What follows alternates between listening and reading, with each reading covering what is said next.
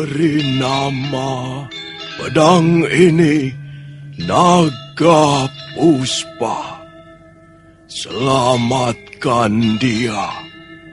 Jangan sampai jatuh ke tangan pendekar berwatak jahat.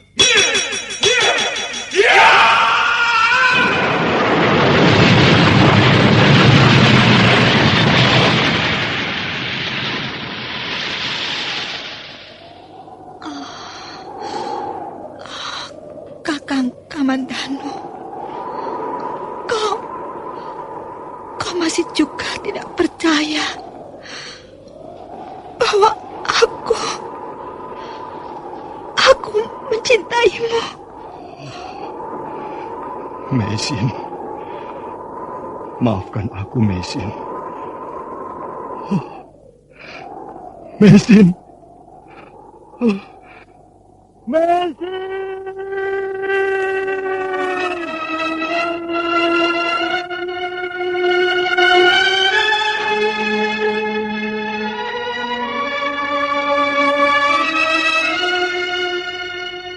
Tutur Tinular.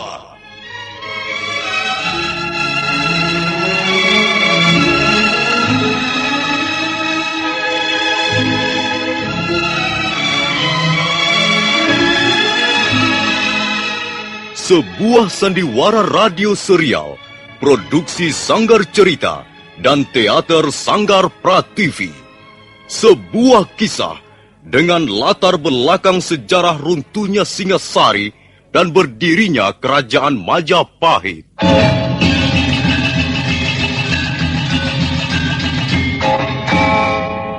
Sandiwara ini didukung oleh pemain-pemain radio yang sudah ternama.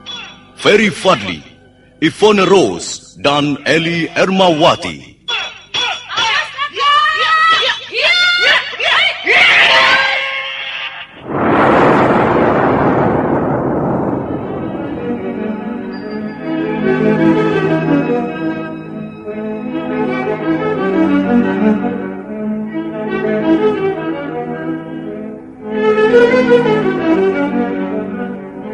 Cerita ini ditulis dan disusun oleh S. Tijab.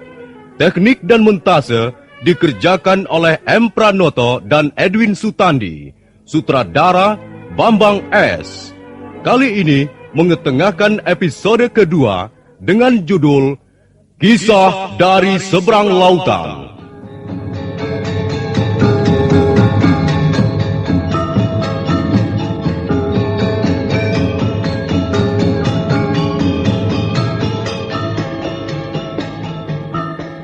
Dalam seri yang ke-39 ini didukung oleh para pemain.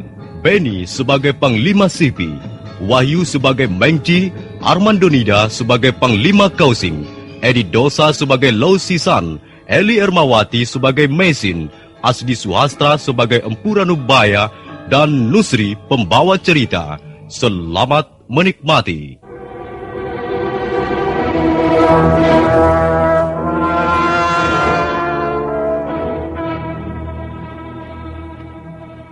Begitu mendengar perintah Mengci, prajurit-prajurit Mongolia serentak mengepung halaman kuil pingsan. Panglima Kausing tak dapat berbuat apa-apa. Dia hanya melihat apa yang akan terjadi dari atas punggung kudanya. Sementara itu, Lau Sisan berdiri tegak. Meisin sudah siap dengan kuda-kuda di sebelahnya. Ayo prajurit-prajurit kubilaikan. Ayo, tangkaplah pendekar Lau. Tapi kami pun tak akan tinggal diam. Kalau kalian menarik pedang, kami pun akan menarik pedang.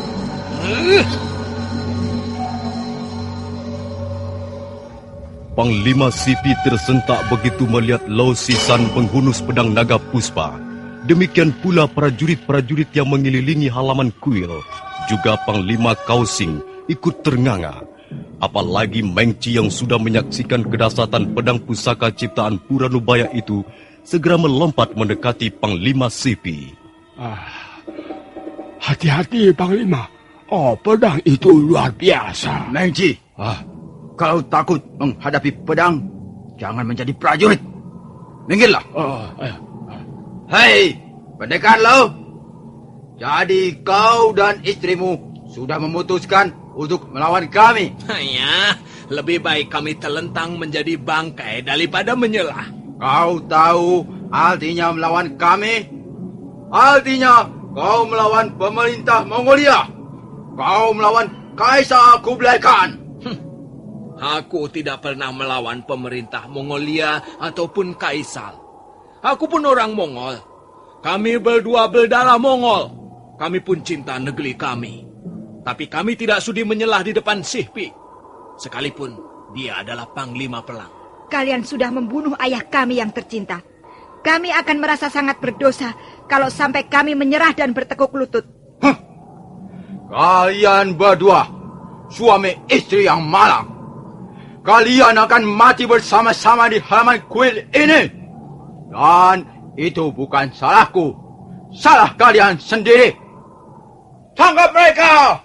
Kalau melawan, bunuh saja!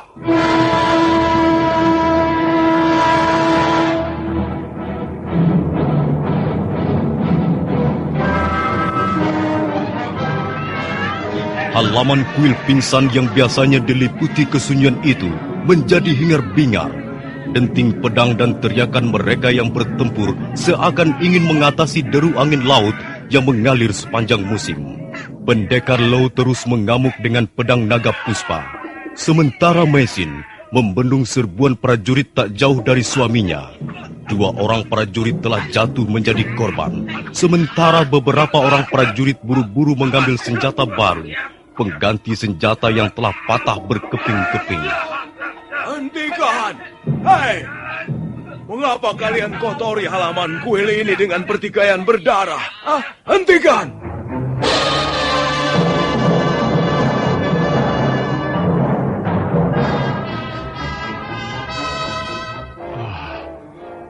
Lihat, Panglima. Si tua itulah yang keladinya, Panglima. Iya, akhirnya dia muncul untuk menyerahkan nyawanya. Benar. Aku muncul untuk menyerahkan nyawaku. Oh, Tuan Ranubaya. Tenanglah, Tuan Lo. Biarlah saya yang menyelesaikan persoalan ini. Saya tak ingin melihat darah tumpah terlalu banyak di negeri orang gara-gara saya. Nah, Panglima Sihpi, tangkaplah aku. Karena memang akulah biang keladi peristiwa ini. Tangkaplah si tua Ranubaya ini. Dan terserah apa yang akan kau lakukan. Tapi dengan syarat. Apa syaratnya? Tuan Panglima jangan melibatkan siapa-siapa. Pendekar Lo tidak bersalah. Dia dan istrinya harus dibebaskan dari semua tuduhan. Baiklah. Aku penuhi syaratmu itu. Mengci, cepat tangkap dan ikat orang tua itu. Baik, Panglima. Nah, serahkan tanganmu, Pak Tua.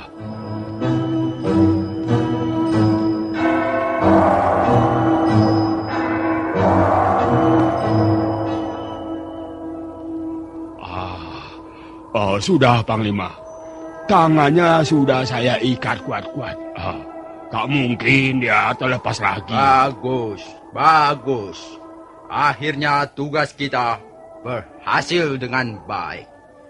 Tapi saya masih belum puas kalau 2 orang itu tidak ikut diringkus. Panglima Sihpi.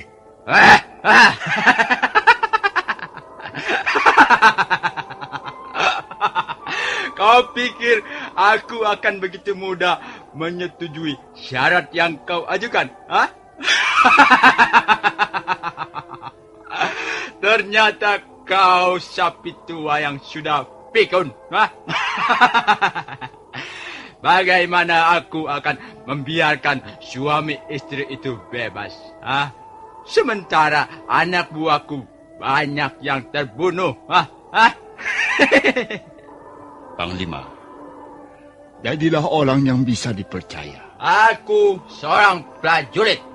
Aku hanya menjalankan tugas. Kau tidak jantan, tidak kesatria. Aku tidak peduli sebutan-sebutan seperti itu. Aku harus berhasil menjalankan tugasku. Ternyata lidahmu cukup berbisa. Aku menjunjung tinggi perintah Kaisar. Tapi kau juga harus menjaga nama baik prajurit Mongolia. Dua orang itu sudah membuat kerugian besar. Sejumlah prajurit terbunuh. Apakah perbuatan seperti itu bisa dibiarkan? Hanya, aku tidak sudi menjadi bahan pertengkaran seperti ini. Kau memang manusia tengik, Panglima Sipi. Hatimu busuk. Ayo, cepat! Bunuh saja orang ini! Bunuh mereka! Biar aku yang akan bertanggung jawab di depan Kaisar!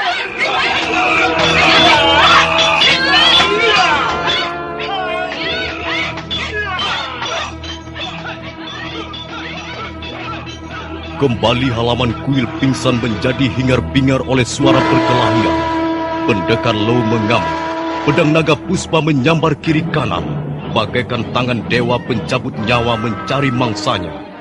Tubuh prajurit Mongolia itu bergeling pangak. Panglima Sipi terkejut sekali melihat prajuritnya banyak yang roboh. Ayo! Hantam terus! Bunuh saja! Bunuh mereka! Hantam terus! Mendengar teriakan Panglima Sipi, prajurit Mongolia bangkit lagi semangatnya. Dan sekitar 40 orang serentak turun dengan senjata siap menghantam. Pendekar Lo menyambut mereka. 6 orang roboh sekaligus, tapi yang lain tak mau tinggal diam. Mereka terus merangsek. Jatuh 1 datang 3 atau 4 orang prajurit. Lama-kelamaan pendekar Lo merasa kewalahan juga. Tenaganya terkuras habis untuk melayani serangan yang terus-menerus bagaikan gelombang. Melihat keadaan yang semakin tidak menguntungkan, dan takut keselamatan istrinya terancam, pendekar Lo menarik tangan Messi. Hai! Jangan lari! Ada mereka! Jangan sampai kabur!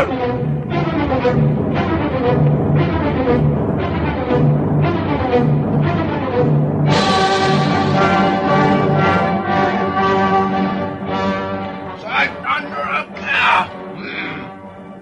Mereka adalah membunuh banyak sekali orang-orangku. Kalau sampai tertangkap, akan aku cincang tubuh mereka.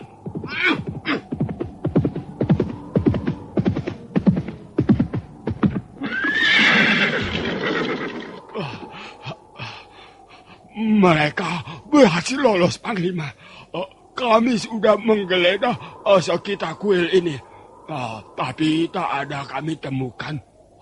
Mungkin mereka telah lari melewati jalan rahasia. Jangan dikira aku akan berhenti sampai di sini. Sampai ke ujung bumi pun akan ku kejar. Menci! Iya, Panglima. Kau bawa si tua Lanubaya itu ke hadapan Kaisar. Iya. Awas, jangan sampai lengah. Kalau sampai dia melarikan diri, kepalamu yang akan menjadi gantinya. Dan Panglima akan kemana? Aku akan terus mengejar pendekar Lo dan istrinya. Aku belum puas kalau belum melihat mayat mereka terkapal di depanku. Panglima Kausing, apakah kau akan ikut aku mengejar orang-orang itu? Atau pulang ke istana bersama Mengci? Terserah kau. Panglima Kausing tertegun sejenak. Dia khawatir nasib Empu Ranubaya di tengah jalan. Orang seperti Mengci sudah dikenal betul wataknya. Bisa saja timbul niatnya membunuh tawanannya di jalan hanya untuk memuaskan nafsu amarahnya. Karena itu, Panglima Kausing memilih pulang ke istana dengan tujuan menjaga keselamatan Empu Ranubaya.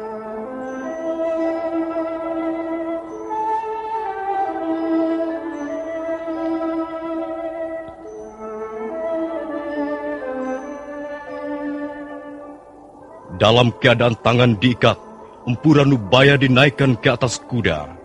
Dengan dikawal 10 orang prajurit, Mengci menggiring orang tua itu meninggalkan halaman kuil. Panglima Kausing berkuda di belakang rombongan. Sementara itu, Panglima Sipi dengan sisa-sisa prajuritnya terus mengadakan pengejaran.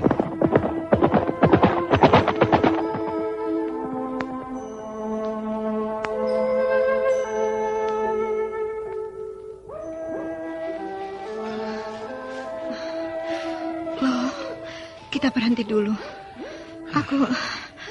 Aku lelah sekali. Kita istirahat sebentar loh.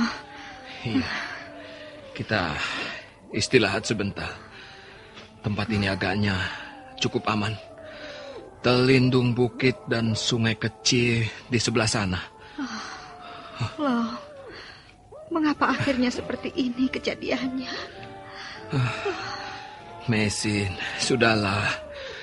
Jangan menyesali nasib. Kita tidak pernah melakukan keburukan. Kita bermaksud baik. Karena itu kita tidak boleh takut. Segala bentuk kesulitan pasti ada jalan keluarnya. Kau memang laki-laki yang tabah loh. Itulah sebabnya aku sangat mencintaimu. Kasihan Tuan Ranubaya. Dia menyalahkan dirinya demi keselamatan kita berdua. Bagaimana pendapatmu? Apakah Kaisar akan mengampuninya? Hal itu tidak mungkin. Jumlah korban sudah cukup banyak.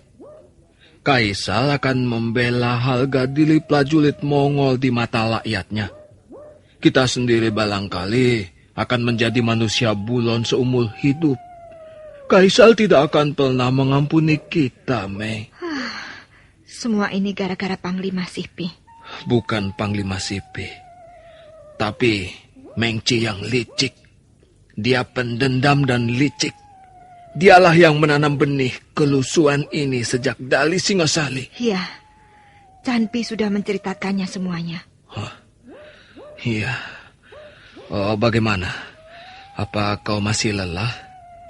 Nafasku sudah agak longgar. Mau jalan lagi loh? Iya. Ayo. Kita jangan terlalu lama berhenti di suatu tempat. Mereka pasti mengejar kita. Ayo.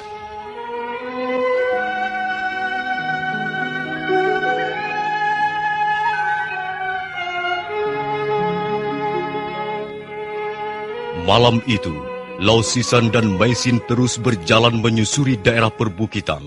Bukit itu sambung menyambung, bersusun-susun seperti sengaja dibuat oleh suatu kekuatan, dengan maksud membentengi daratan Mongolia dari ancaman badai laut Cina Selatan yang terkenal ganas.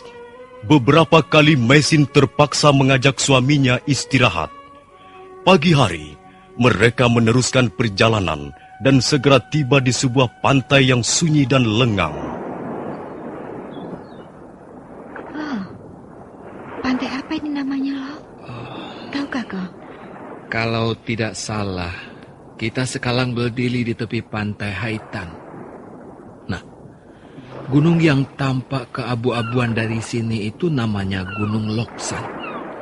Di kaki gunung itulah aku pernah tinggal bersama pamanku. Setelah kedua orang tuaku meninggal. Oh ya, apa kau tidak ingin minum? Minumlah, supaya kekuatanmu bertambah. Ayo. Apakah kita akan terus berjalan? Iya, Mei. Kita akan terus berjalan. Sampai kapan kita akan terus berjalan seperti ini? Sudahlah. Jangan bicara seperti itu. Lihat, Lo. Ada perahu tongkang tertambat di tepi pantai. Oh iya. Mungkin perahu milik nelayan di sekitar tempat ini. Ombak terus mendebur. Buihnya memutih menjilat pantai. Suami istri pendekar itu, karena letih dan mengantuk, akhirnya tertidur pulas di sela-sela tumbuhan pantai. Matahari naik semakin tinggi, dan awan hitam nampak mulai bergulung dari arah selatan. Mei, Mesin, bangun Mei. Ada apa, Lo? Aku mendengar delap pasukan berkuda. Lihat, debu mengepul di balik pohon-pohon liar itu. Apa yang akan kita lakukan, Lo? Cepat bawa kantong air itu. Ayo, kita naik perahu. Naik perahu? Iya. Kita mau kemana? Sudahlah, cepat. Kita harus menyelamatkan diri. Ayo, kita bisa menggunakan perahu tongkang itu untuk menghindarkan diri dari kejaran mereka. Ayo.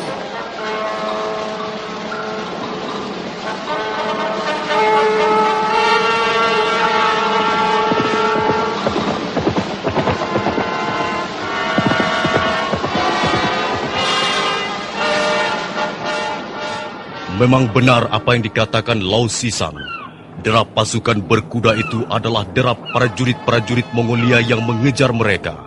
Panglima Kausing nampak kecewa dan kesal sekali karena buronannya kabur. Dengan geram, Panglima Perang Mongolia itu memandang ke arah laut, di mana perahu tongkang yang ditumpangi Lau Sisan dan istrinya melaju meninggalkan pantai. Sudah! Biar mereka pergi. Tak usah dikejar lagi. Bukan kita yang akan membinasakan mereka, tapi badai. Ya, aku melihat awan hitam bergulung-gulung. Dan aku tahu badai laut yang ganas ada di dalamnya. Biar mereka menjadi bangsa badai. Biar mereka binasa di tengah lautan sana. Ayo, kita kembali. Kita kembali ke istana.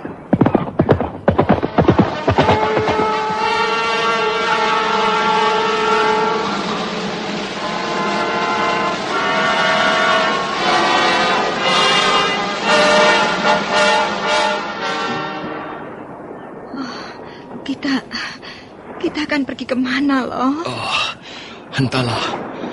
Angin yang akan membawa kita, Mei.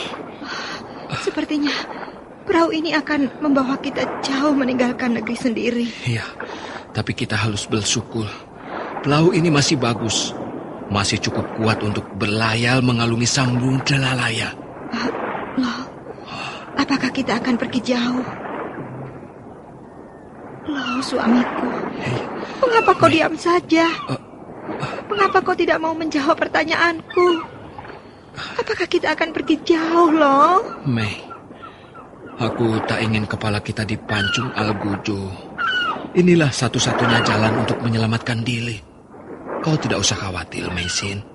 Kalau keadaan sudah aman, aku akan melapatkan perahu ini ke pantai, negeri sendiri kembali. Tapi saat sekarang ini, kita harus meninggalkan daratan Mongolia, Mei. Hei, Meisin, mengapa kau menangis? Hah? Entahlah. Dalam 3 hari semuanya berubah. Mengapa nasib manusia cepat berubah, loh? Mei, jangan memikirkan nasib. Sudahlah, itu bukan urusan kita. Tapi kita yang mengalaminya. Rasakannya. Hanya, Meisin. Apakah kau tidak bisa berhenti mengeluh? Hah? Aku pun cemas memikirkan keadaan kita sekarang ini. Aku cemas, Mei. Aku takut. Aku gelisah menghadapi apa yang belum nampak di mata kita, Mei. Maafkan aku, loh. Maafkan aku, suamiku. Sudahlah, Meisin. Hentikan tangismu. Marilah kita hadapi kesulitan ini bersama-sama. Hah?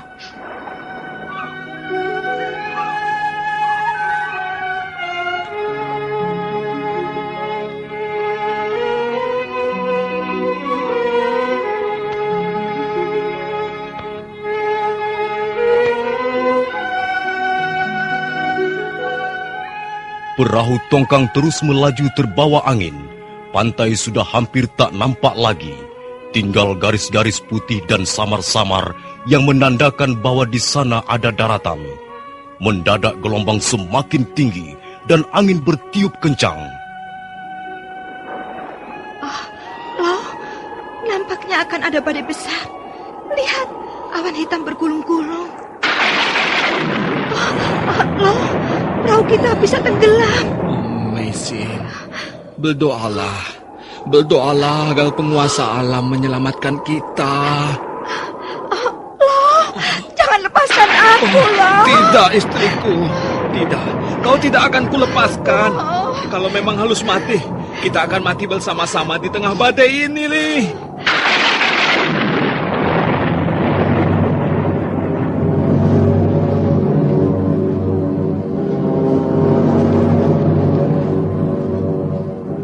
Angin terus mengamuk. Perahu tongkang nampak sama sekali tak berdaya menghadapi samudra yang sedang murka. Perahu itu terus terbawa angin ribut tak tentu arahnya. Sementara Meisin dan Lau Sisan tak mampu berbuat apa-apa kecuali berdoa. Nah, para pendengar sekalian, bagaimana kisah selanjutnya? Apa yang akan terjadi dengan perahu tongkang yang malang itu? Silakan mengikuti seri berikutnya. Sampai jumpa.